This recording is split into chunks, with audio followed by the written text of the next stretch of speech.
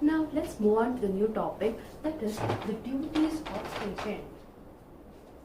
The agent has got certain duties towards the principal under the contract of agency. Now let's discuss what are the duties of the agent. The first duty of the agent is duty not to delegate his duties. It is as per section 190. It says that the agent has a duty not to delegate his duty. Delegate in the sense giving to someone else, authorizing the agent's duty to others. So he has a duty not to delegate his work to others. That's given under section 190.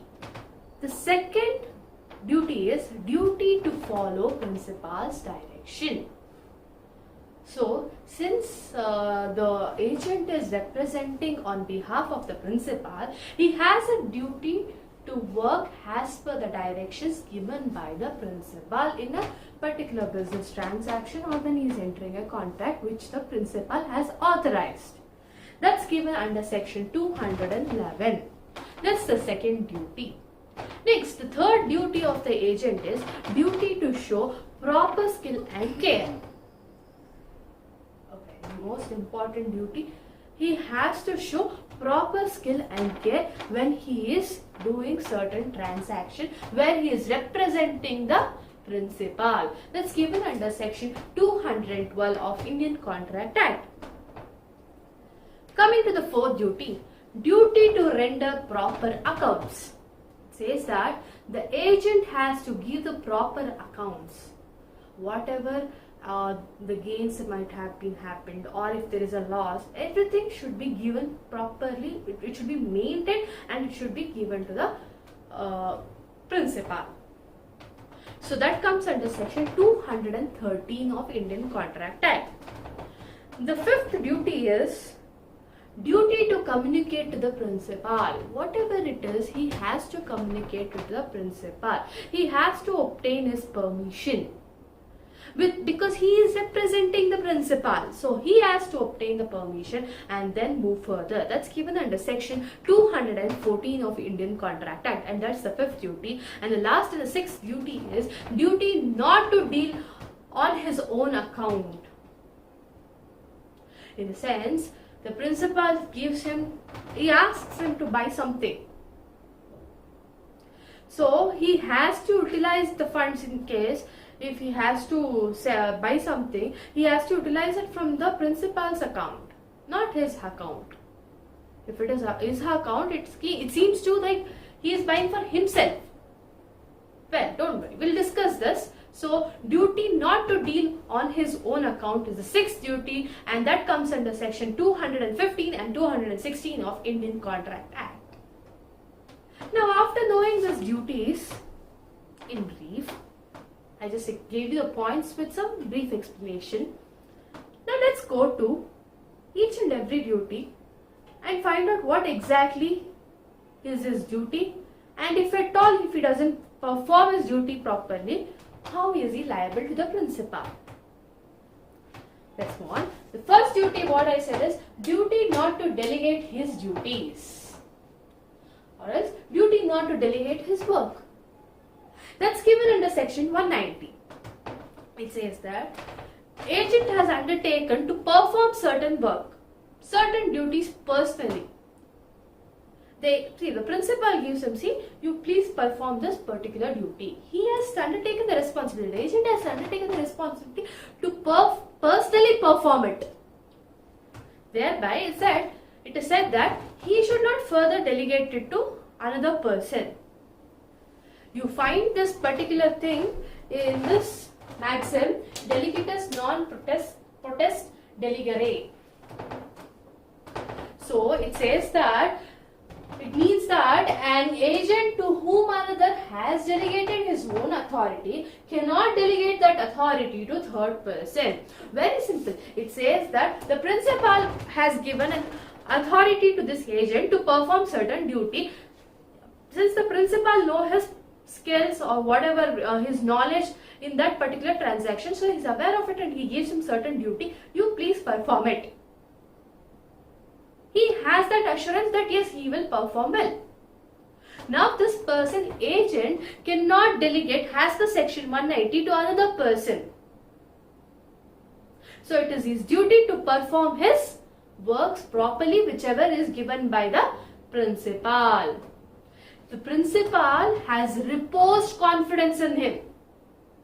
He has that confidence that yes, the agent can do this work. Thereby, it is said that the agent cannot give the duty or delegate the duty to other person, to the third person to perform it. The main reason for this particular rule is this particular contract of agency or relationship of principal and agent is based on the mutual trust and confidence. Principal trusts or has a mutual confidence, both of them each other have a confidence on each other, and thereby they've given the responsibility and they've taken the responsibility. So thereby the principal who is asking him to he's giving authorization to this agent. He doesn't know who is the other person, the third person. Agents, another person whom he is delegating is called sub-agent. He doesn't know that is sub-agent capable of doing that work or not. He doesn't have that confidence in the sub-agent. He doesn't know at all. Since he knows this agent, that's why he is asking him to do the work.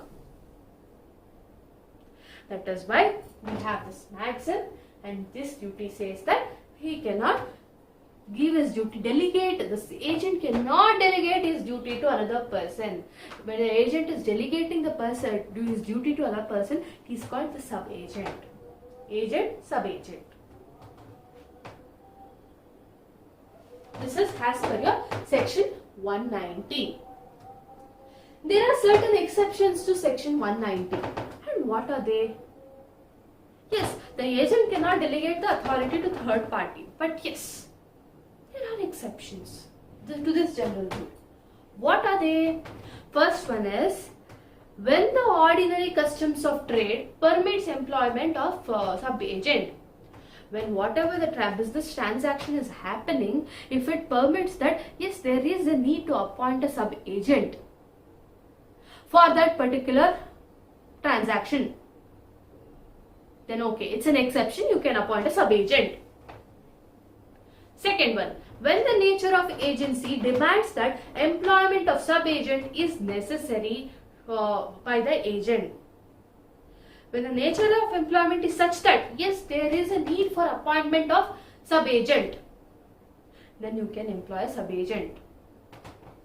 When the act does not require any personal skill of the agent and which can be got done by the sub-agent, then you can employ sub-agent. There are some nature of act wherein it is purely ministerial or managerial, or wherein the personal skills have to be used. Ministerial in the sense this agent is authorized and he alone has to sign for it. Managerial means it is a skill. He has got that skill and knowledge, sufficient knowledge, and his personal skill is through his experience.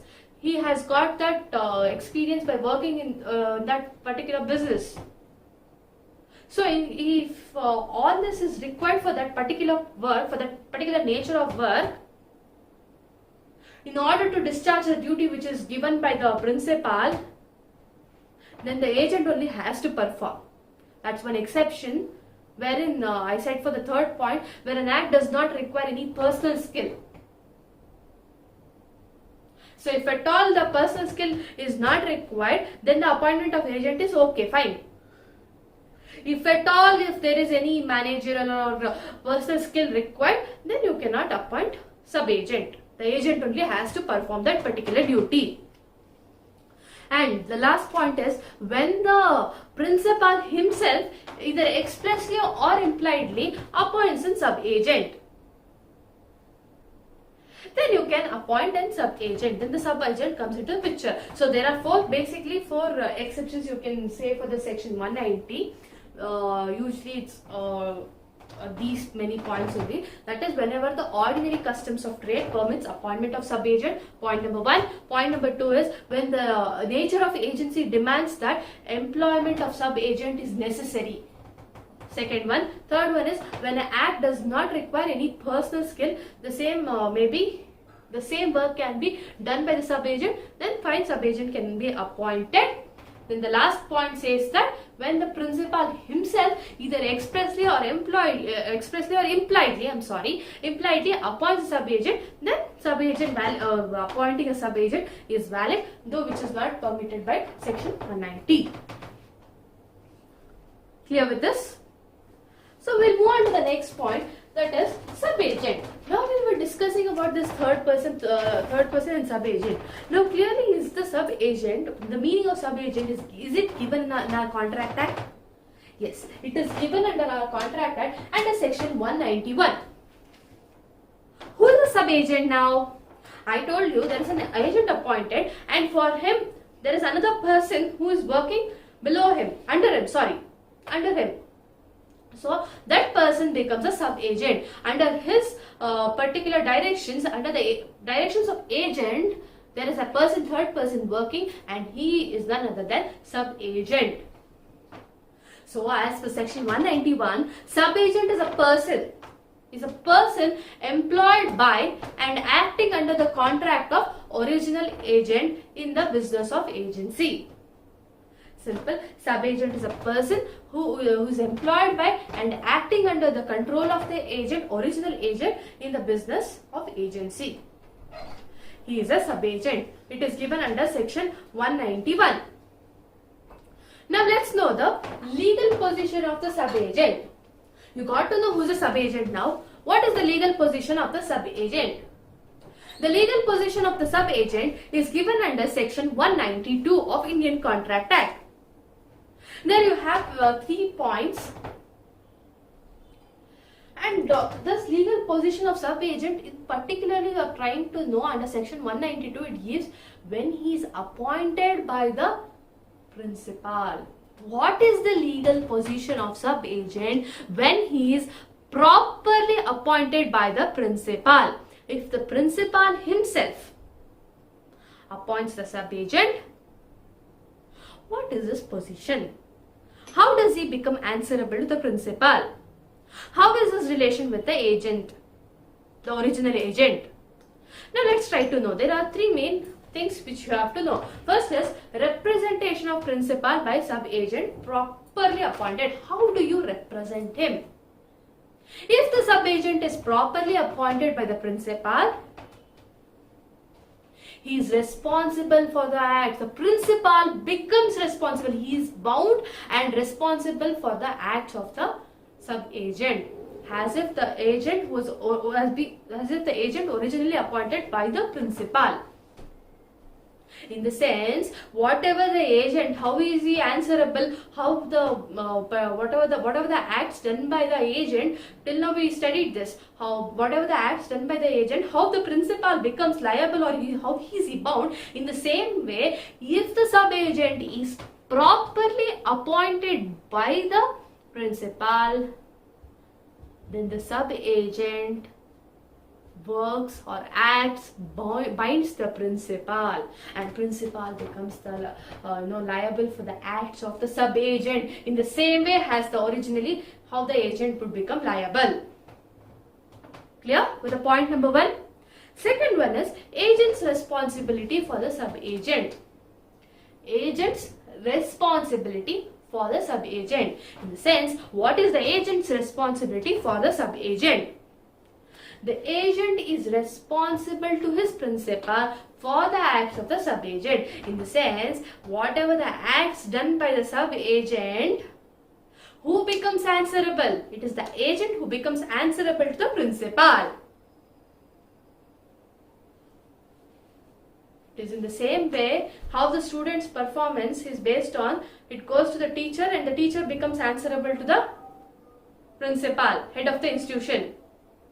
The same way even this also works, but there the relation is different. Here the relation whatever the works or acts of the sub-agent, the agent is responsible to the principal. He has to go and answer to him.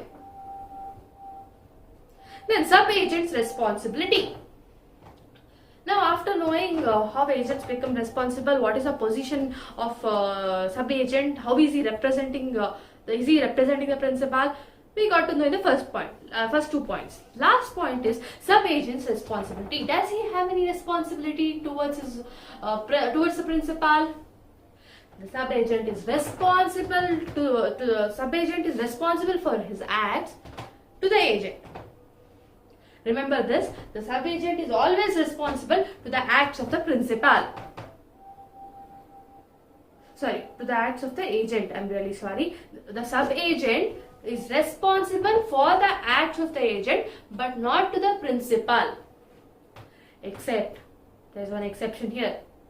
If he does any fraud or if he willfully commits some mistakes, then he is directly answerable to the principal.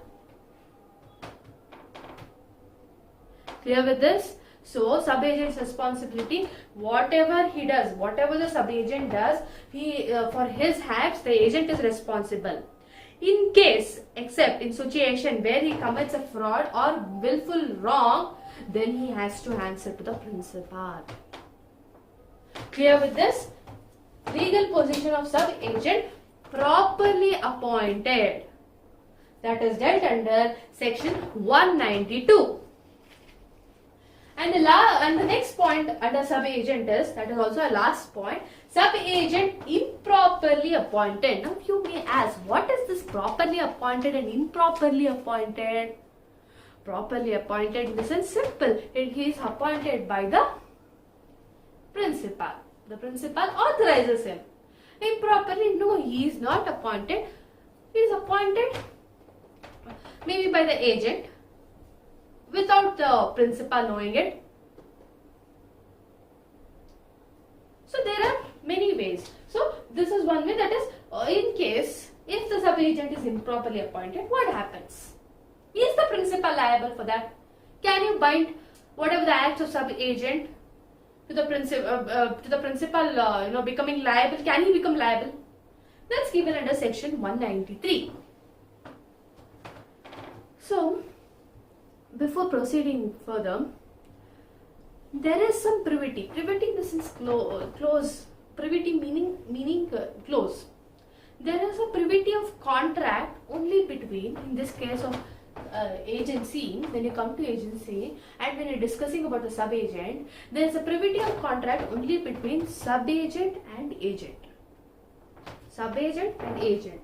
Always remember how they are close. How do the contract exist between them? Sub-agent and agent. For the acts of sub-agent, it's always the agent liable. And always the agent has to answer the principal. Thereby, there is a privity of contract between number one, that is sub-agent and agent, and second one is principal and agent. Clear with this? So two different contracts, that is the sub-agent and agent has one contract, and principal and agent has a contract. See, I have clearly explained to you the acts of the sub-agent, agent is answerable to the principal. So when he is answering, they both have the contract. Principal and the agent is responsible to principal. Here, sub-agent is responsible to agent. So remember, sub-agent is responsible to agent but not directly to the principal. He is not responsible to the principal. He can never go directly approach the principal. It is always through agent he can go approach the principal. Similarly, agent is responsible to the principal for the acts of the sub-agent. So from this we can know that there is no privity of contract between sub-agent and the principal. Always agent is there between when you're talking about sub-agent and principal. Therefore, sub-agent is not personally responsible to the principal for the acts of whatever the sub-agent has done. Clear with this? Although this is a general rule that, remember always this, although there is a general rule that Sub-agent is not responsible for principal. He is not answerable to anything. But still there is an exception what I have discussed. When he does any fraud or willfully mistake, that is any tortious act, if he commits any tortious act, then he is answerable to the principal directly. Then this privity of contract is not there. Agent also does not come between. He has to answer to the principal. Now let's see, what if in case sub-agent is improperly appointed, that is given under section 193. It says that if the sub-agent is appointed without the authority of the principal is not authorizing him, so he cannot bind the principal. His acts cannot bind the principal. The principal is not responsible for any transaction made by the sub-agent or any act which is done by him. That's given under section 193.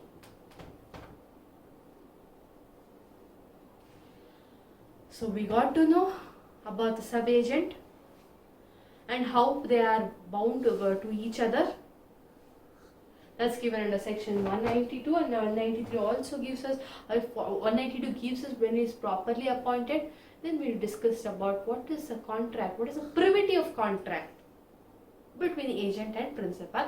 Then in case if he is improperly appointed, then is principal liable or not? Remember this, the principal is not liable because he has not authorized him. So that's here section 193. The next one is substituted agent.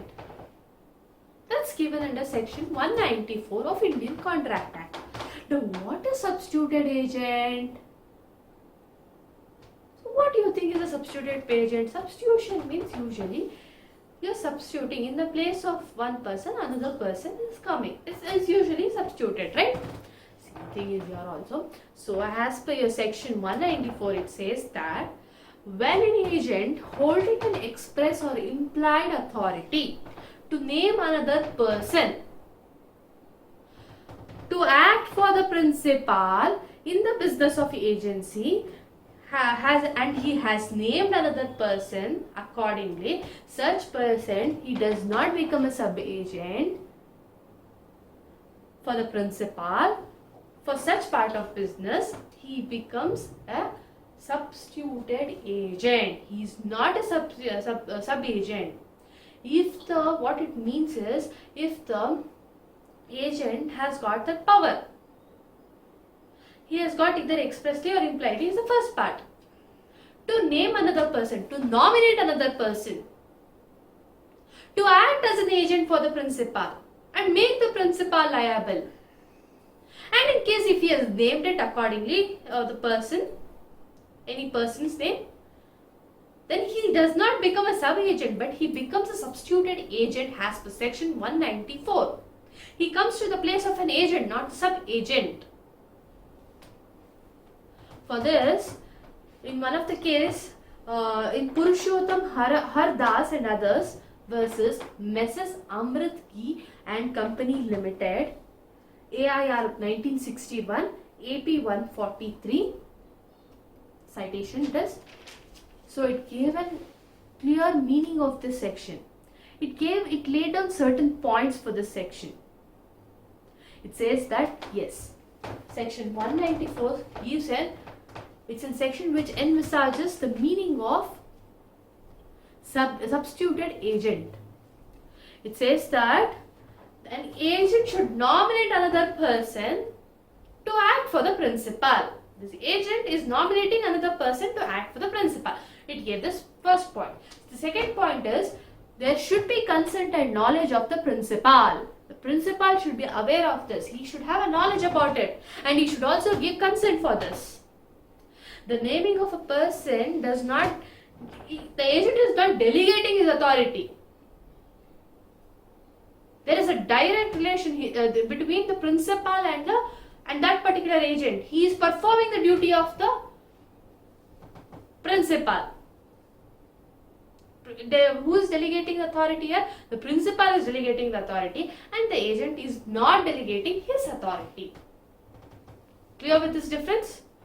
The next point which was given in this case was, in such a case, there is a direct relation between the principal and that substituted agent, between the substituted, that is the person nominated, or the substituted agent, and this substituted agent is a person who is authorized by this agent, was the point given there. Basically, there is a direct relation between the principal and the substituted agent, or the person who has been nominated as an agent by the previous agent, or the original agent, or the first agent. To be more clear, first agent, he is nominating another person, and there is one more agent coming, and he is the substituted agent. This was given in this particular case. I think you are clear with who is a substituted agent, and also the difference between the sub-agent and substituted agent. Well, we'll discuss that also. What's the difference between substituted agent and the sub-agent? Now, before going to the difference, let's try to get some illustrations for this. To be more clear, we'll try understanding some illustration. Now, there is a person A. He directs B, his agent, to sell his estate by auction and employ an auctioneer. He says, B, you sell this particular estate and you can appoint an auctioneer for that. He has given a power to appoint an auctioneer. Now this person B, who is an agent, he names C. He says that C is the exact right person for this. So, for this particular auction. Now, do you think C is the sub-agent? No, C is not a sub-agent, but he is an agent of A to conduct the sale.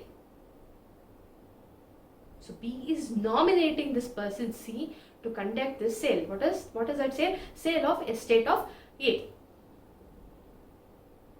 Clear with the example? So, this is simple example of substituted agent. Always remember this.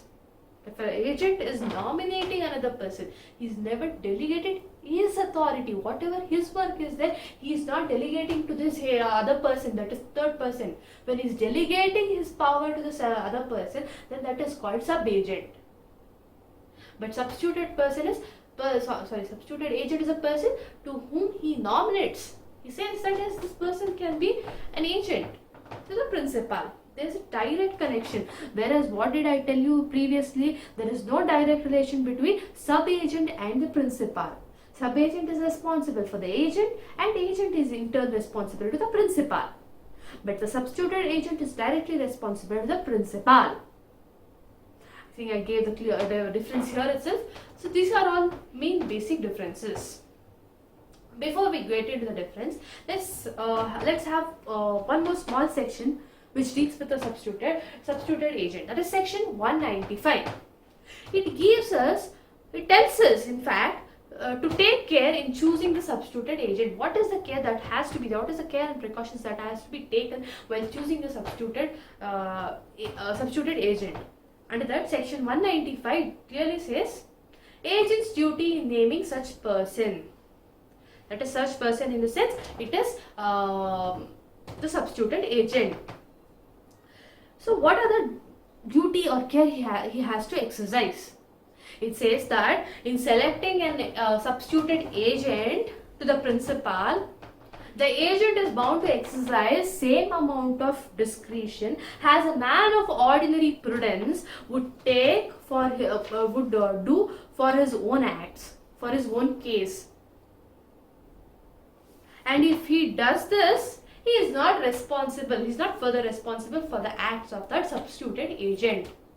In case if he is negligent, he is not responsible. If this person, the first person, that is the person who is nominating the agent, if he takes a due care, as a man of ordinary prudence would do in his own case, then he does not become responsible for the negligence of that substituted agent.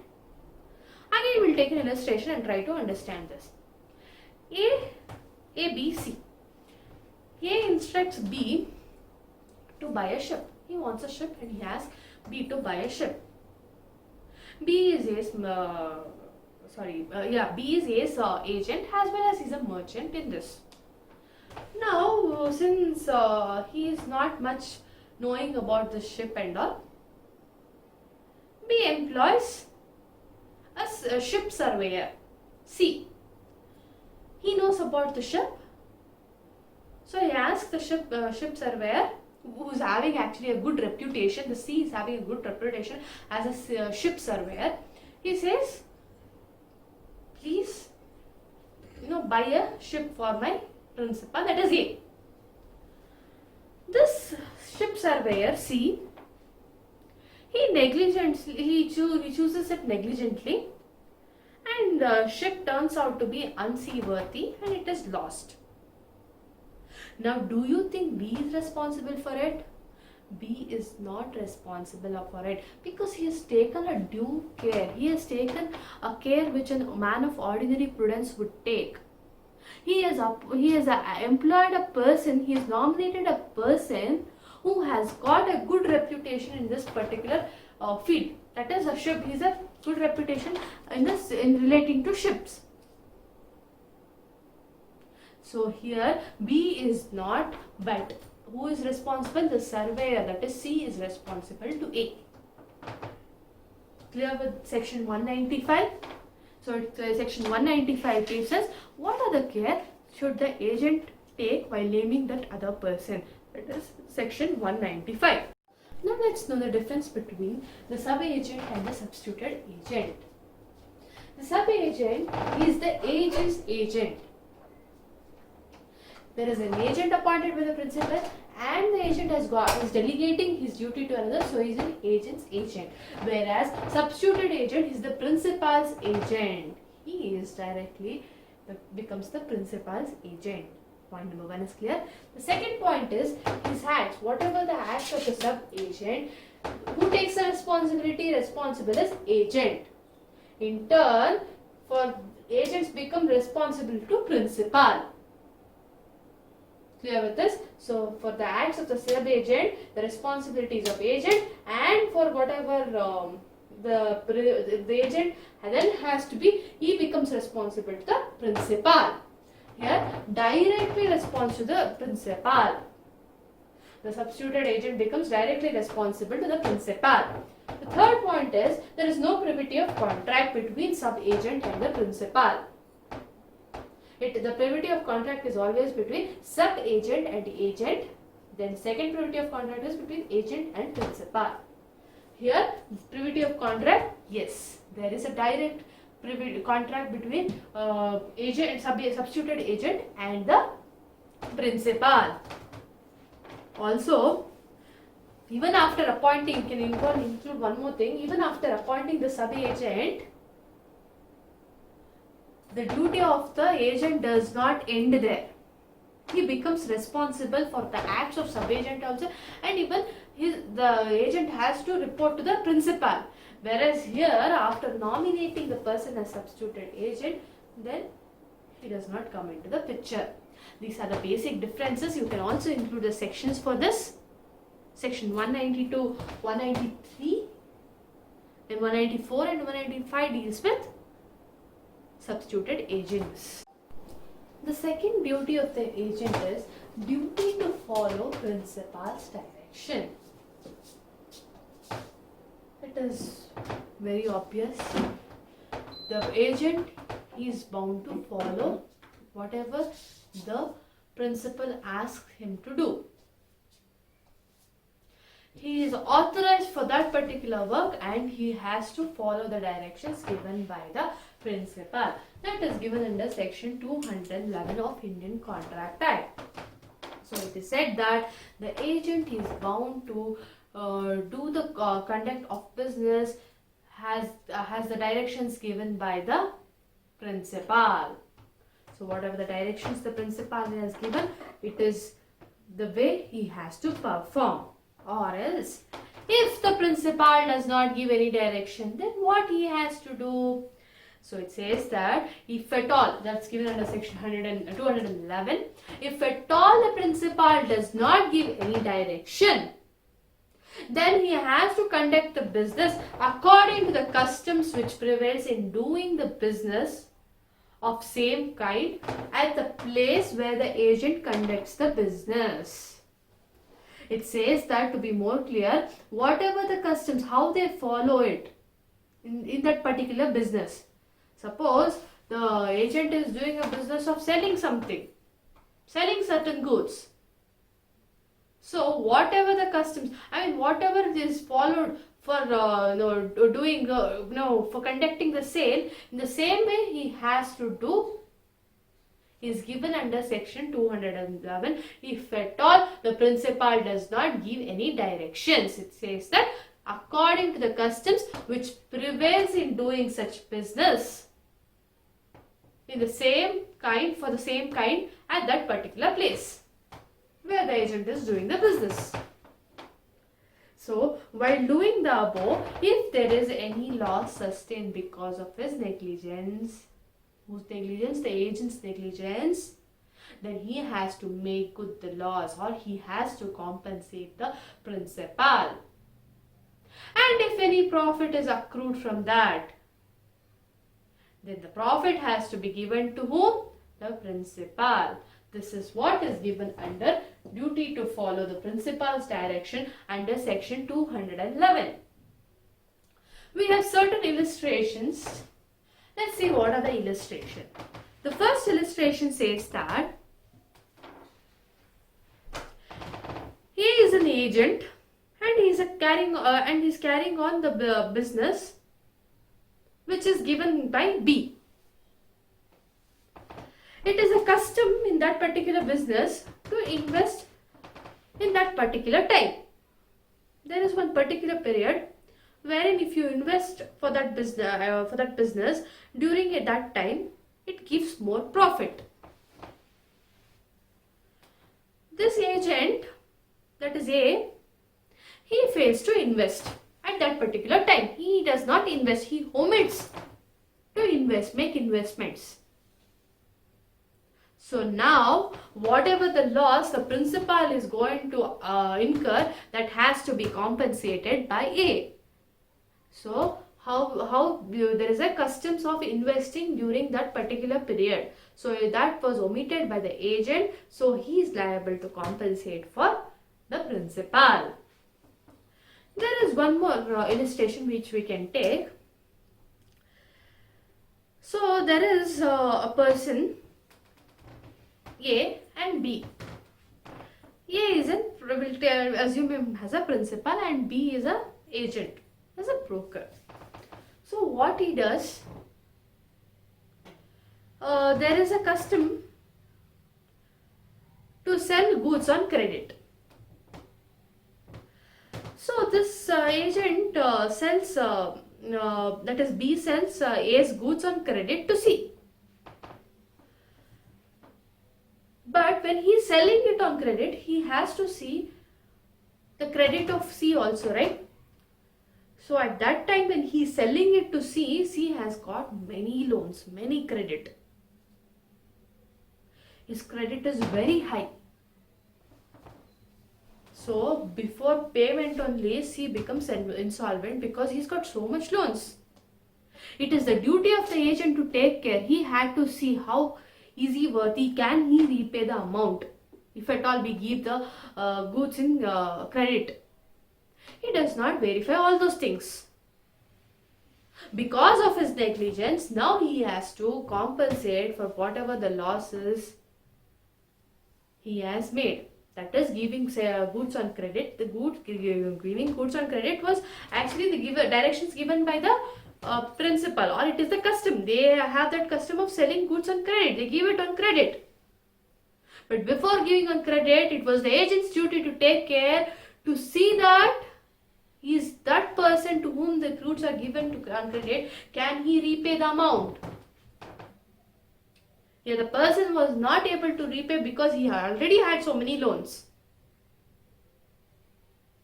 So he was unable to pay and he had become insolvent. So thereby now whatever the loss has been incurred, that has to be compensated by the agent. Clear with these two examples? Now let's go to some case law. Case law is Lillard versus Doubleday. What happens in this case is the defendant has agreed to store the plaintiff's goods in his repository. In this repository, in the sense, he has got some place which is safe, and he agrees that okay, I'll safely keep it in my place itself. But later what he does, he stores some of them in another godown. He says that I'll store it here, you don't worry my friend. But later he stores it somewhere else. Who? The defendant. Then later, after some days, the goods catches fire. I mean, the entire godown is burnt, and even the goods of the defendant are also burnt and are destroyed by fire. Now, do you think the defendant was liable for this? He said that he'll store somewhere else in his own repository, but he does not store there. He keeps it in another godown. So it is because of his negligence. Now he becomes liable to compensate for the plaintiff. Whatever the goods of the plaintiff is lost, he has to compensate for it. Similarly, there are other case laws also. In one of the case laws, what happens is, when an agent is instructed to sell some salvage. So there is some salvage. Salvage is usually after it is some portion which is left out.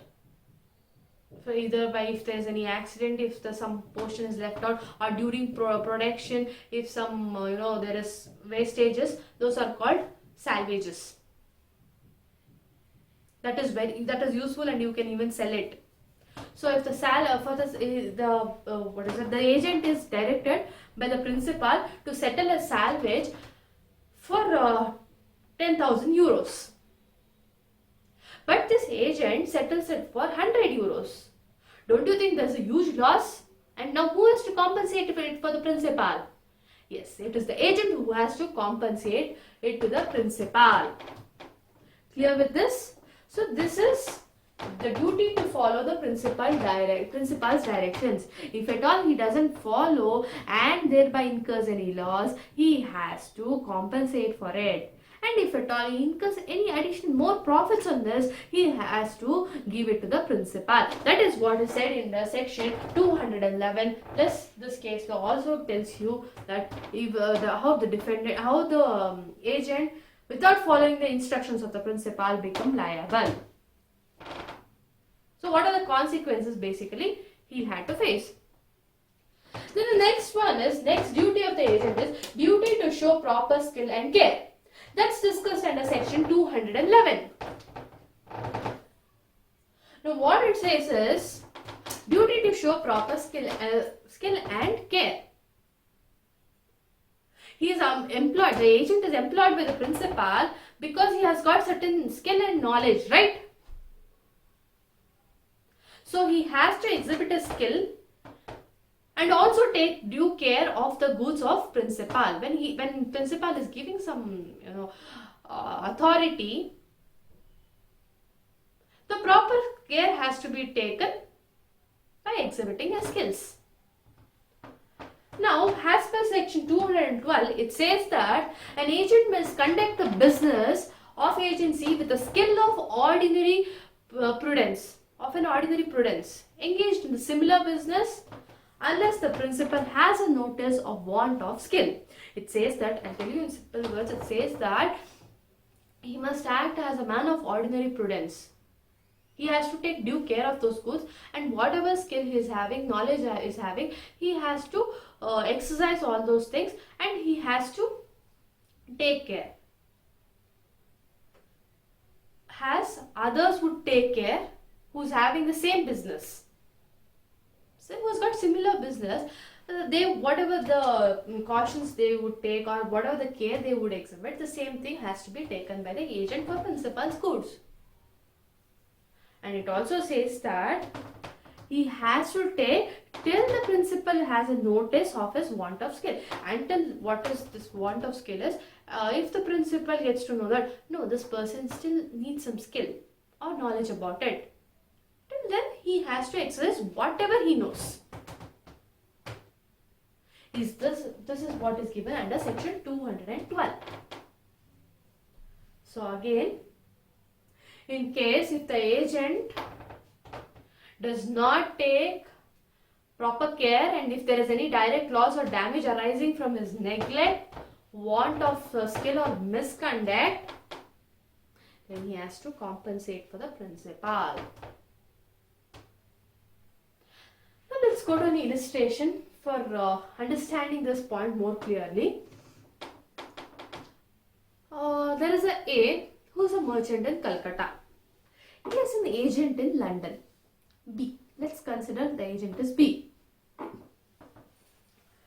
A says the merchant who is there in Calcutta to B, there is some amount paid in my name. You please remit it. He orders him to be whatever there is some paid from the business in London, you remit it to me immediately. This person, agent who is there in London, he does not remit it. It takes some time, there's some considerable time, and he does not remit it. Then later on, A, because of not receiving that money, he becomes insolvent. He was in need of money, and the agent B does not remit it on time. Therefore, he becomes insolvent. Now B, who is liable for the money, B is liable for the money plus whatever the interest is accrued on that particular money on the day which it was ought to be have been paid to the principal at the usual rates, whatever prevailing. He is liable for this amount, plus if there are any further losses.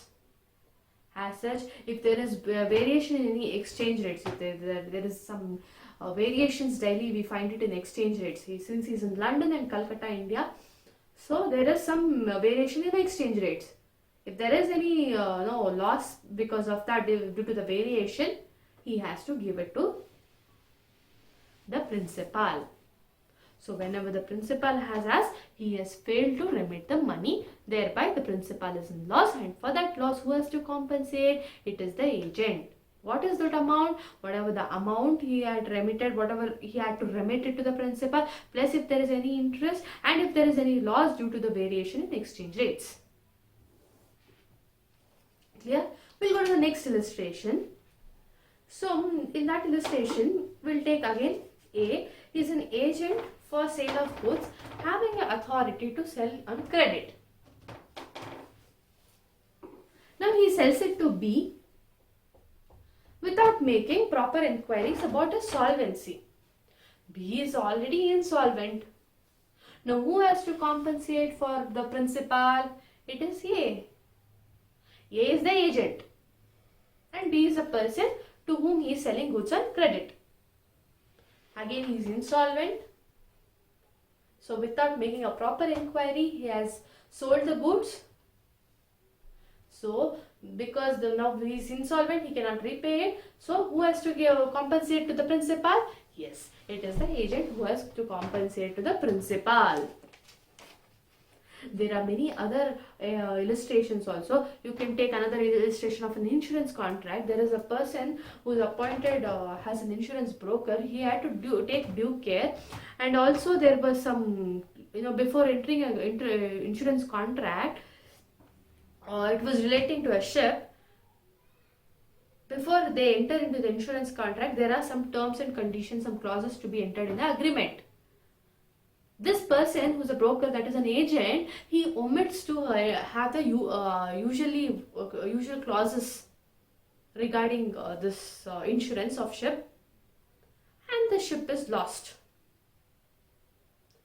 Now because there were no clauses relating to this,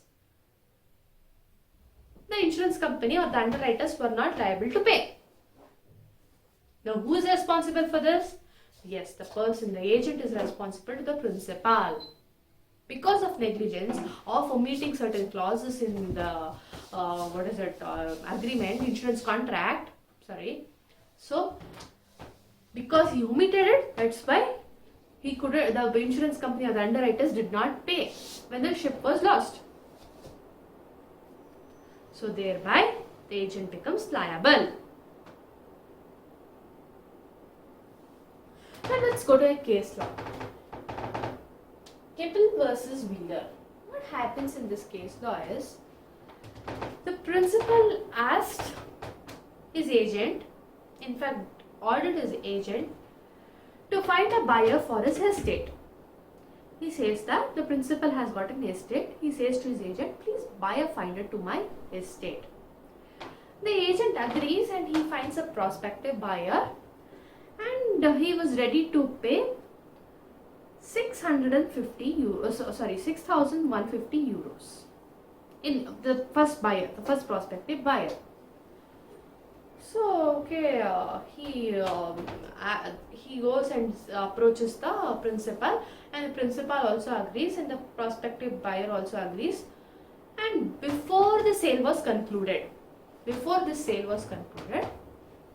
there is one more buyer coming and approaching the agent, and he told them that he was ready to buy the estate and at the rate 6,750 euros. The first prospective buyer told that he'll be buying it for 6,150 euros. The second buyer told that he is ready to buy it for 6,750 euros. This agent, now what is the agent's duty? Agent's duty is to tell this to the buyer. The principal. I'm really sorry, it is his duty to tell the principal. But the agent does not disclose it to the principal about the second offer, and thereby the agreement is entered with the first prospective buyer for 6,150. Now the principal gets to know about it. Now who has to compensate for the losses? It was held that the agent has to compensate for the losses whatever has been incurred to the principal. So it is his duty to properly inform to the principal.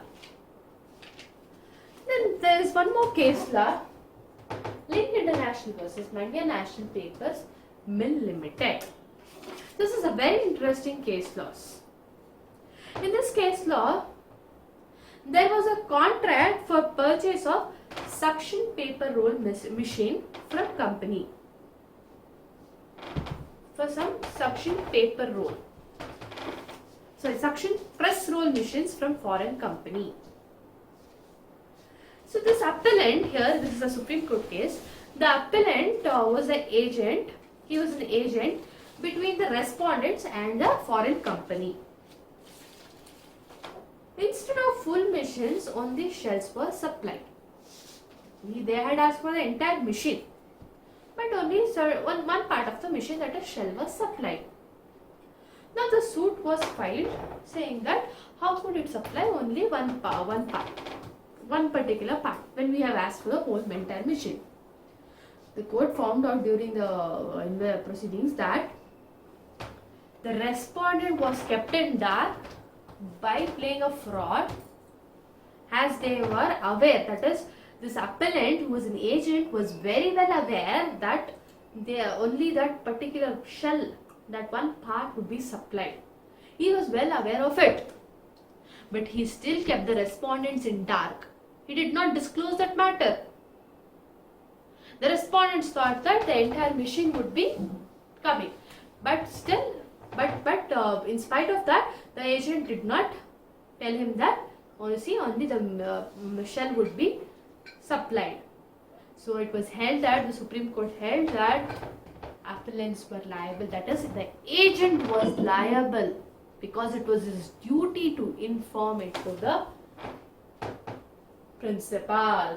So he had to exercise his proper skill and care by striking a deal, as well as to see to that whatever the principal had directed him, those things had to be delivered or supplied. But no, in spite of knowing that only one part of the machine would be supplied, he agreed and he made principal enter into the contract, and thereby The appellant, that is the agent, was held liable in this case. Next, the fourth duty is duty to render proper accounts. That's given under section 213. We have discussed this. So, it is the duty of the agent to render proper accounts to the principal on demand. Whenever the principal asks for it is his duty to render proper accounts. It is also his duty to maintain the accounts properly. It is all the accounts or the amount belonging to whom? The principal. So he's authorized him to maintain the accounts, then he has to maintain it properly. He should not misutilize it or misappropriate them. And on demand by the principal, he has to render the true accounts to the principal. That is what is given in section 213. Now the fifth duty is duty to communicate with the principal. It's given under section 214 of Indian Contract Act. It says that it is the duty of the agent, in case of any difficulty, to use his all reasonable diligence in communicating with the principal and in seeking to obtain his instructions. That is, in case if there is any situation, difficulty, or if the directions given by the principal cannot be fulfilled, cannot be obeyed. There is some need. During that difficulty situation, he can approach his principal and he has to communicate with the principal for his instructions, for his further instruction. That is what is said under section 214 of Indian Contract Act. Clear with this? Very simple. During any difficulty, he has to, with all reasonable diligence, communicate with the principal and obtain his instructions. That's all is said in this particular section. The next one is duty not to deal on his own account. That's given under section 215 as well as 216. I told you this earlier. We were discussing. The principal gives certain direction. Now it is the agent's duty to obey principal direction, and if at all he needs any fund or anything, he has to take it from the principal. Now, without the consent of the principal, the agent has not to deal, he is not supposed to deal on his own account. If any transaction he is dealing with his own account and there is principal's prior consent, then okay, fine. If at all he is dealing with his own account and there is no principal's consent, then what happens? So the principal has two rights at that time. He has got two rights because without his prior consent, the agent is dealing with his own account. So what are those rights which he has is, number one, to repudiate the transaction. He can cancel that particular transaction, or he can claim from the agent any benefit that is incurred in that particular transaction. Your section 215 gives this, to repudiate the transaction. There again, you have two subpoints for this, to repudiate the transaction. When the principal can repudiate this or cancel this particular transaction is either that any material fact has been dishonestly concealed from him by the agent. If there is any material facts when he is dealing with his own name or in his own account, if he has concealed any material facts dishonestly, then he can cancel that particular contract. Or else, again, when he can repudiate is the second point. The dealings of agent has been disadvantageous to him. If that particular dealing, whatever the agent has done within his own account, without the consent of the principal, if it turns out to be disadvantageous, it is not favorable to the principal, then he can repudiate it or cancel that particular dealing or transaction. Or he has other option which is given under section 216, that is to claim from the agent any benefit which may have been resulted from that transaction. If at all there is any benefit from that transaction which the agent has done in his own account, from his own account, in his own name, then the principal can claim the benefit of it. That's given under section 216. Now let's see some examples.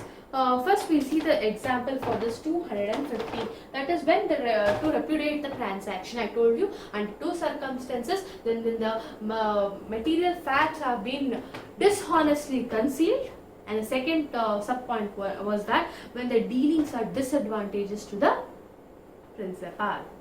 So we'll take an illustration. There is a person A who directs B to sell A's estate. He says that, B, you are my agent, you sell my estate. This B is supposed to sell, but what he does, he buys that estate himself. He buys it also, and he buys it in the name of a person C. If this principal A, he discovers that B has bought the estate for himself by materially concealing the facts dishonestly, then what can he do? He can repudiate the transaction. He can say that it is disadvantageous to him, or he has materially concealed the fact, and thereby he can cancel, he can repudiate the sale if he want to. Then another example, another illustration which we can take is again for section 215. Now again there is a person A who is a principal. He directs B, the agent, to sell A's estate. Same example with few additions. This agent B finds a mine on A's estate, but this B has to disclose. It is his duty to disclose to his principal, but he does not disclose it to his principal, and he buys it from A. This B voluntarily buys it from A.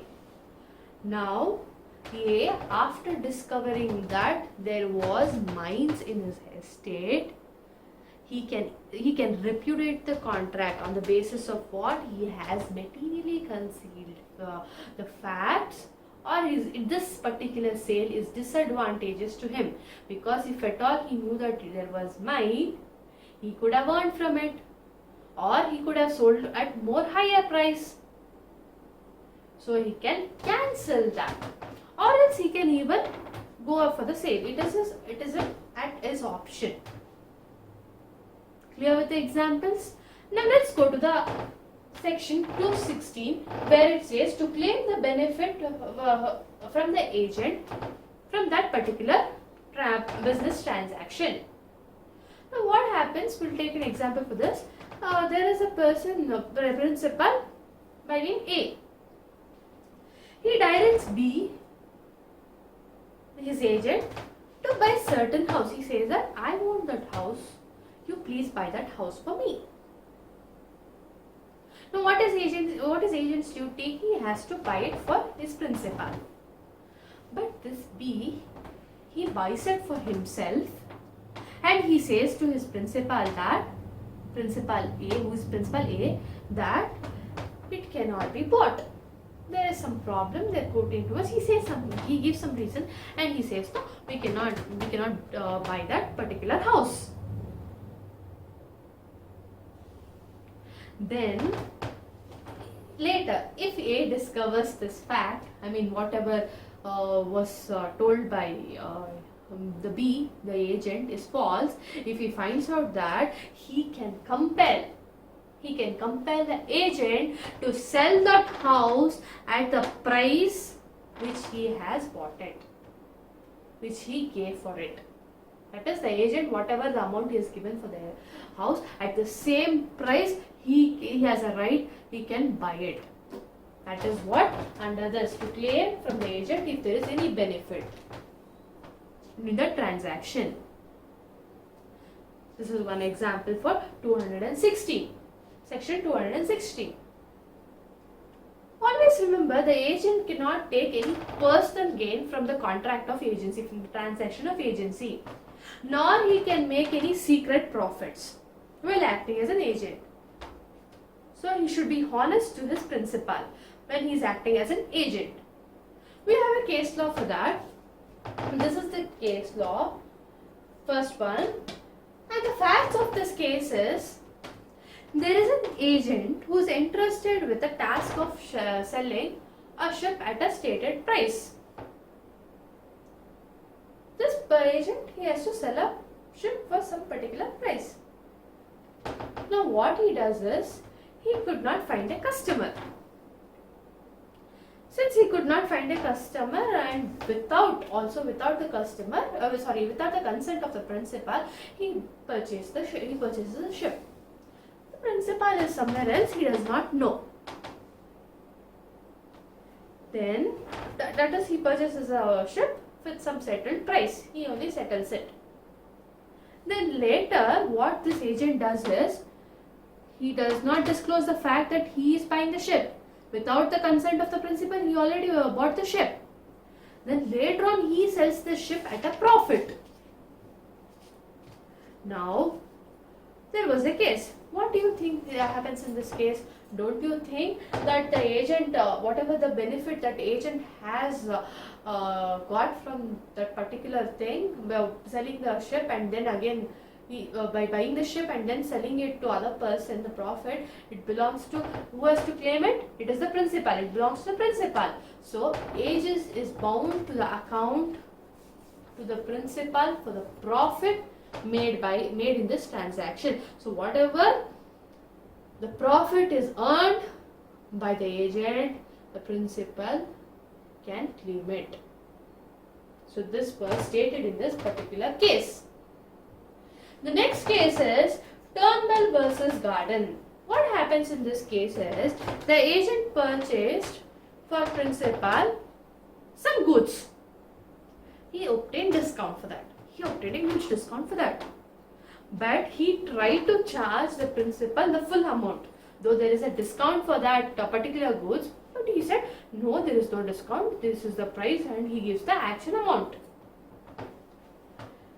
So, in this case, it was held that the principal was not bound to pay more than whatever the agent has paid for the whole entire purchase. So, the bill, since the goods were discounted, there was a huge discount for that. Only that particular amount which the agent has paid to the seller, the same price has to be paid. Agent has to pay for the principal has to pay for the agent. Was given in this particular case, that is Turnbull versus Garden. So from this, I think you're clear with duty not to deal on his account, in his account meaning in his own name. That's given under section 215 and 216.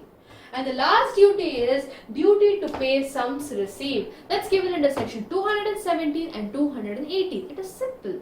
It says that, as per 217, it's an important section, it says that all money due to the agent, all money that is due to the agent in respect of advances made or expenses incurred by the agent, or such remuneration which has to be paid to the agent, can be deducted from the amount. There is some amount which is received by the agent for some transaction. If at all this agent has made certain advances, or in case he has spent that amount, he has spent his amount for that particular business transaction, and there is a charge for his remuneration. Whatever the remuneration he has to obtain, he can deduct all those money from the principal's amount and then hand over the money with giving all the details about deduction. That is what is said in section 217 and 218.